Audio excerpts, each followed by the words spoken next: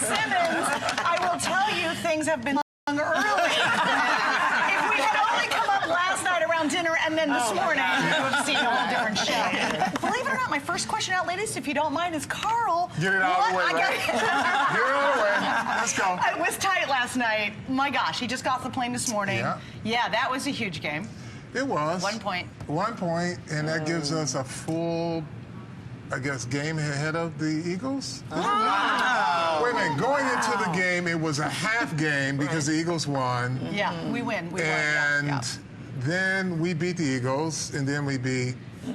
Can we just pick on the Dallas Cowboys for God's sake? we should all gang up on the Dallas Cowboys. They're so good. Together, we need to beat them up. We all need to beat them up. Yeah. Okay, so speaking of beating up, we're going to talk to Tiffany and Kim first and foremost because Detroit, top of the NFC North, Packers, they're third. Sybil, your Bears, well, we'll get to that later. But anyway, we're in the league right now. You're not even sure. We're not sure. All right, so Kim started off. What do you think about your Lions? We are excited. I mean, you know, we've had some tough roads, you know, so now at least 20 years of them. You know what? See, look.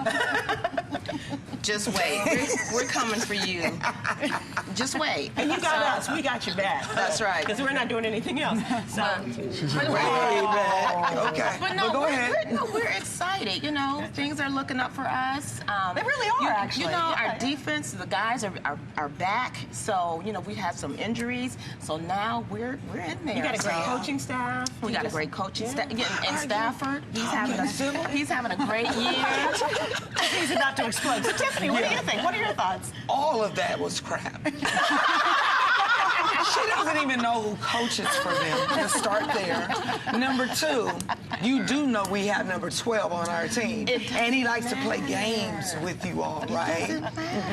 Wait, Tiffany, this is funny. I got to tell a true story. What did your husband tell you before you arrived today? Well, he told me to tell you and you, and if it was a Viking sitting at this table, you guys can have November and December. January and February is when it counts. And we'll see you in Texas.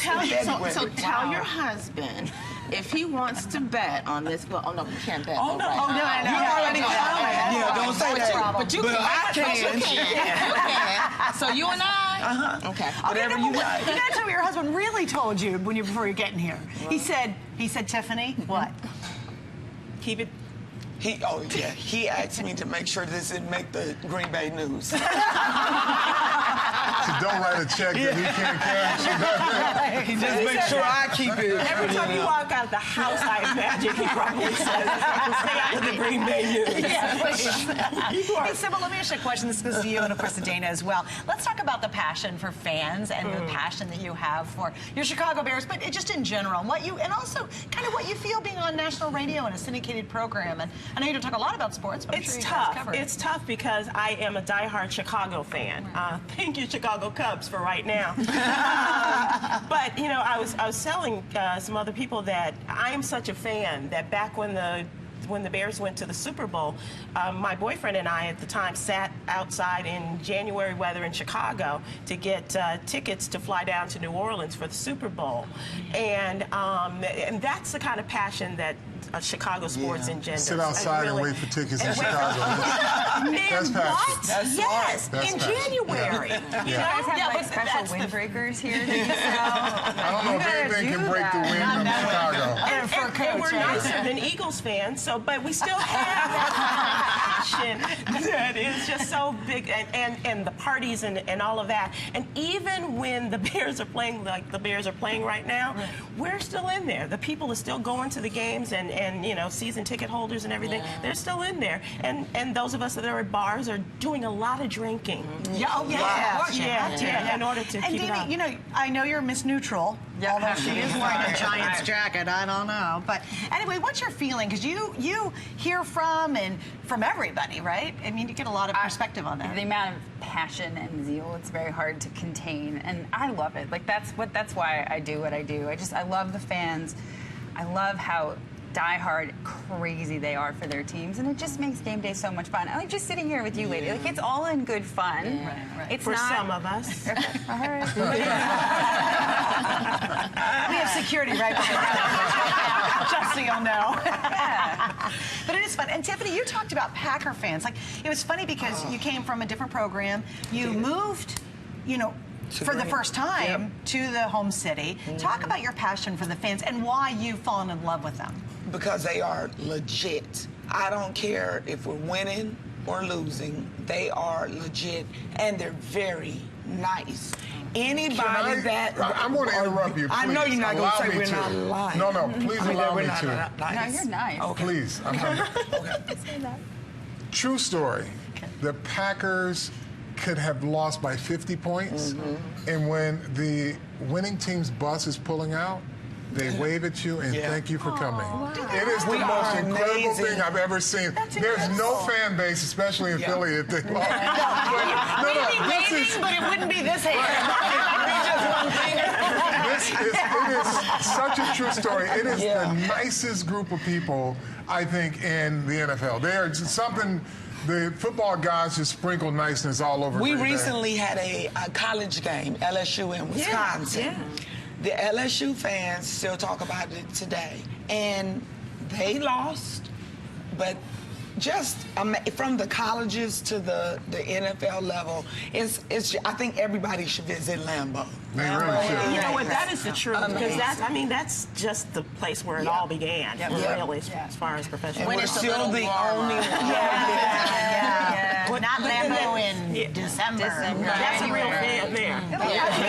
You know what? I love watching those games, though. Because it's just, well, do you know what? It reminds you of old school, old fashioned. It's not the pamper we all have the covered. metal bleachers. I was about to say, we don't have seats. We have bleachers. They refuse to take the bleachers out because it will remove about 2000 seats, and they don't want to lose that amount. And they want everybody to sit closer together. You want to.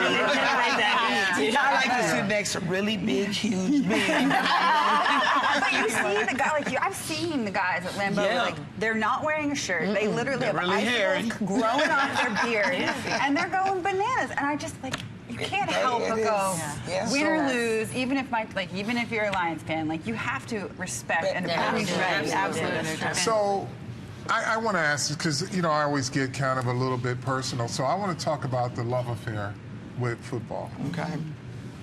You have an interesting story because you kind of grew up around professional sports. So, how did your love affair with sports really start? For those of us who don't know. So it was daddy-daughter time, actually, which was really... So I'm the oldest. I have a little sister who's 5.5, and my father is a sports agent. And so from the time that I was actually in the womb, to be quite honest, I have been going to events with my dad, mostly. And it was really special because he was always on the road when I was a kid. And so when he came home and said, hey, we're going to a Bullets game, which at the time it was the Bullets, grew up in D.C., it was my time to spend with my dad. So I really... What about you, Kim? Similar story, except for when I was a little girl, my dad would watch the games with my brother, and I would sit on my dad's lap, and all the teams, I could name every single team in the league. I mean, that was just our time on Sundays. I grew up in Flint, Michigan, so there wasn't a lot for us to do. So sports was just one of the outlets that we looked to, and so I enjoyed football, basketball, but football was just the biggest sport that I. So did you guys have pet names for each other or anything like that? For my dad? Yeah, your dad. And No, we called my dad. You did? What? Did somebody tell you about that or something? I like to know it. No, because when you have those special bonds, especially women and their fathers, the girls and their fathers, there's a nickname that goes, it's not necessarily sports related. We have one that's not. Oh, you do have one, right, okay. And I know every girl that's bonded in some level is or lady. It's Googie. All right, hey, Googie. You guys call each other Googie? We call each other Nice. Googie. Civil? My dad called me shortstop. Okay. And so, but ours started first with the Chicago Cubs, because we used to watch the Cubs games because my dad was a Chicago fireman. And so those 2 days off, we would watch the Cubs games during the day on Channel 9, WGN. And then he started introducing me to Bears football. And it was back then, it was the grainy black and white TV sets, you know, and everything. And my dad's a guy, you know, became my guy, and so that was Walter Payton. So it was, you know, and it was just, and then when my father passed, my mom continued it. She continued to encourage my love of sports, and you know, taking me to the games, or at least in Chicago sports. Well, for the Bears game, she would ask somebody to take me. She wasn't so high on being out in the cold weather, you know, and all of that. Wait, did your family have a nickname for you when you were little? Yeah. Go, you gotta tell. Come on, I've had several nicknames over the years. What was your family's nickname for the you? one that everybody. Teeny? I think it was Moose. Moose. Yeah. Okay. What's your father's favorite name- nickname you've ever had from Killer. other players? Killer. Oh, that's a good one. Well, that's because I grew up a grave digger, basically from high school through college. I worked at a cemetery. You really? Yeah. You physically dug graves? Yeah, physically. And that was a dug great form of exercise too, wasn't it? Yeah, people were dying to get in there. He'll be Comedy next week. Come join him for his comedy act. Okay, so we already have started talking food even before we sat down. We ate food last night, but and Dana, you're very focused on the food that you prepare, but I want you to check out Pinterest as well, and I want you to go to Dana's website too. But on our Pinterest page, we love people when you post your great recipes, your food, what are your favorites. Just go ahead and post, have fun, and check out some of the recipes on our Pinterest page. But Dana, let's talk about the whole idea of food in football. It's like, you know, apple pie and baseball. I mean, come on. Peanut butter and chocolate. That's right, that's right. But what's your feeling about that?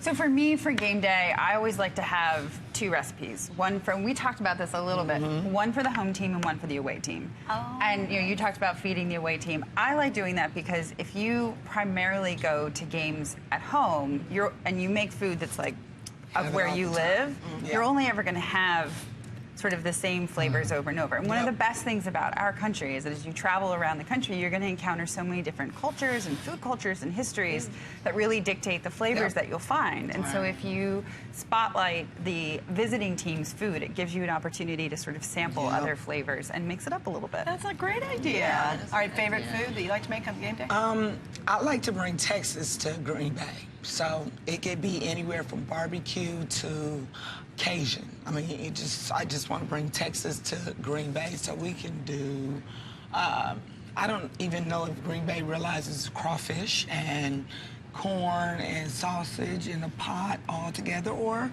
a baked potato fully loaded with cheese and your meats and your whatever, you know, instead of a hot dog. Everything has to have cheese now. You got to throw that in there, but they're more of a bratwurst type.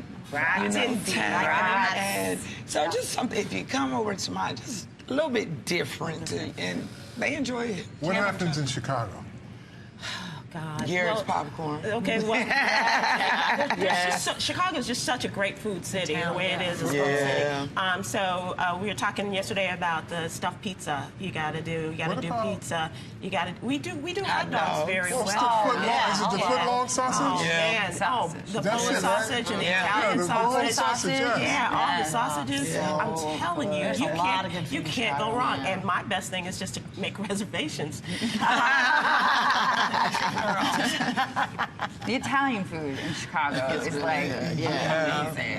And Dana pointed out, you know, it's real Italian, and they will tell you. And you know, when you go to games, and people explain the game to you and everything, but they also explain the food things and how they made it and all that goes into it. What about you, Kim? So if I'm cooking, I love making tacos. I love like taking the shells and frying up them myself. Tacos is one of my favorite.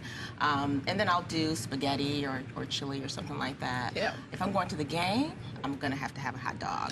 We have the best Coney Island hot dogs with the chili on top. That's so yummy. So, that's awesome. Take a little potato chips and like sprinkle those on top of the hot dog. Try that little crunch, and then that's a good idea. Or you know the Fritos, you know how they do the bag? What is it called? Walking tacos. Yeah, the walking. Yeah, we put that in the bag. We call them Frito pies. Wait a minute. Walking tacos? They call them walking tacos in Green Bay. You can do them with the spicy ones too. You open up the bag and put whatever put the chili in there, sour cream, and then you eat it out of the bag. Eat it out of the bag. In Texas, they call them Frito pies. Yeah. Frito pies. Yeah, I know, that's what I really, heard. really Yeah, good. they're good. messy, so you got to keep them in the Yeah. bag. Okay, so I want to ask crazy traditions. Tiffany, we're going to start with you. What is it's either the tradition like your husband does a routine or the tradition you do as a family? Can I tell his tradition? Yes, you can, really. No, really, it's come on. No, it's bad. And no. Is it have to do with He has to clothing? use the bathroom before every game. Really? Yes. Like at a certain time? That started as a player. Yeah. That started as a Yeah, player. that was the his- nervous energy. Oh, gotta get it done before you get out there. Oh, it's a nervous energy. You better go before you get out Yeah, there. that'd be really bad. We've had players that have literally before the introductions had to run back to the locker room. Just nervous stomachs. Yeah. Yeah. And now he's passed it on to my daughter who plays basketball. She does the same exact thing. Do you have a family tradition? You guys like wear the same shirts or? Well, when they're winning, I'll wear Green Bay. When they get to losing, I get taken off clothes all over the place. But I'm at home. But remember, your husband says, don't do anything that gets... So when they're losing, you're still a fan, right? I'm still a fan. Wait, but so- I'm a cussing fan. Yeah. Here's the thing. You made a very interesting... you talk about a passionate fan, right? You joked about it, but you said when they're losing, he's got to stay at work. He can't come home until they figure it out. Sort of, for real. Like, when he comes home, we have conversations. You're on the couch? I'm sitting on the couch, and he'll ask me, so what did you think?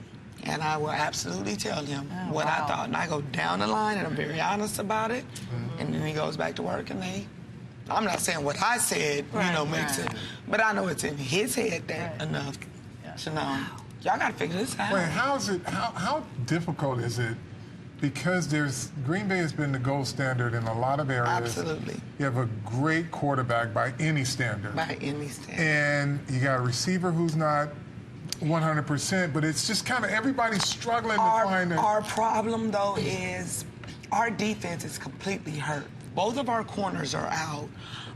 In the last game, half of the offensive line went out. We're missing a lot of guys. So to be where we are right now, it's not so bad. If we were fully healthy, you two would not even be a topic of conversation. You can say the same about us, I mean, we've had a defensive line that's been sick, so, now they're coming back. But they're coming back. That's right. Yeah. So what's that like to come back? It's good.